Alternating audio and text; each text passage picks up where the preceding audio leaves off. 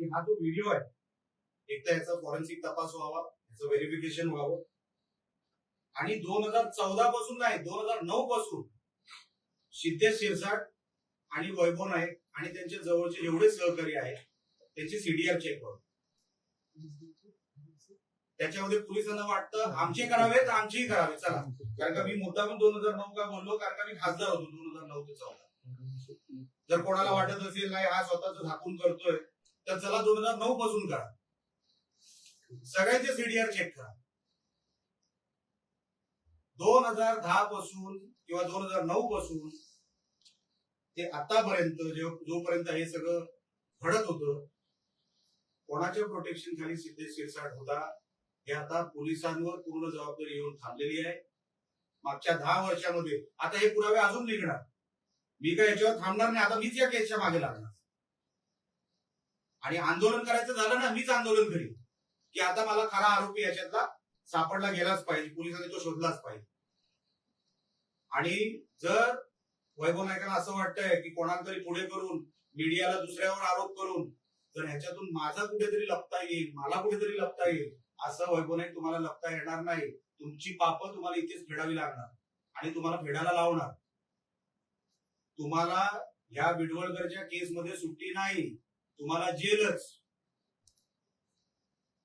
तुम्ही जे चित्र रंगवताय, तुम्ही जे लपवताय हे आता सगळं जनतेसमोर मी उघडून ठेवलेलं आहे.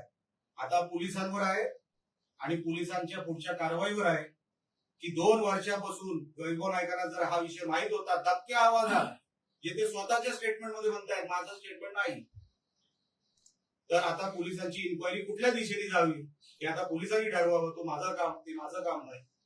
पण मी तुम्हाला सांगतो यामध्ये 100% वैभव नाईकांचा हात आहे. त्यांना माहित नाही असं होऊच शकत नाही आणि म्हणून पोलिसांनी जे कोण त्यांना वाटत असतील आमच्यातले 2-5 जण असतील तर त्यांनाही उचला, त्यांनाही सोडू नका. या जिल्ह्यामध्ये जे मागच्या 10 वर्षामध्ये घडलं ते पुढे घडणार नाही. क्रिमिनलला इकडे थारा देणार नाही, कोणालाही प्रोटेक्शन देणार नाही इलिगल काम करणाऱ्याला. आणि म्हणून जे दुखणं आहे वैभव नाईकांचं ते मला कळत आहे.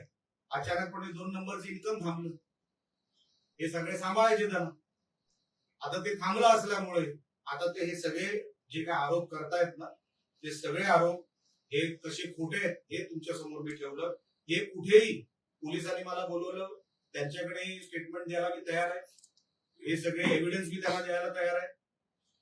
पण पोलिसांनी आता जसं ते बॉडी शोधतायत, अजून बॉडी मिळाली की नाही मला माहित नाही, कदाचित मिळाली नाही, पण जर बॉडी शोधायची असेल तर वैभव नाईकांना ते त्यांनी उचललं पाहिजे आणि वैभव नाईकांची ते इंट्रोगेशन करून त्यांना ती माहिती त्यांच्याकडून ती सगळी काढली पाहिजे.